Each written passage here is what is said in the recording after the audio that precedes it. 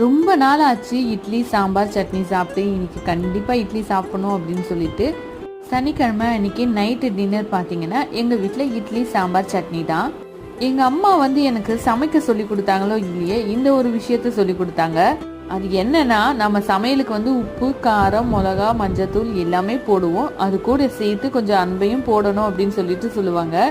நம்ம அன்பா பாசமா வீட்டில் இருக்கிறவங்களுக்கு சமைச்சா நம்ம சமையல் எப்பவுமே சூப்பராக தான் வரும் அப்படின்னு சொல்லிட்டு சொல்லுவாங்க. அதே போல் எப்போனாச்சும் 1-2 நாள் தான் எனக்கு அந்த சொதப்பல் ஏற்பட சமையலில், மிச்சப்படி எல்லா நாளும் சூப்பராகவே தான் வரும். அன்னைக்கு சாம்பார் ரொம்பவே டேஸ்ட்டாக இருந்துச்சு. சட்னியில் ஒரு துண்டு இஞ்சி வச்சு அரைஞ்சா இன்னமும் டேஸ்ட்டாக இருக்கும். பசங்க கேட்டு வாங்கி சாப்பிட்டாங்க.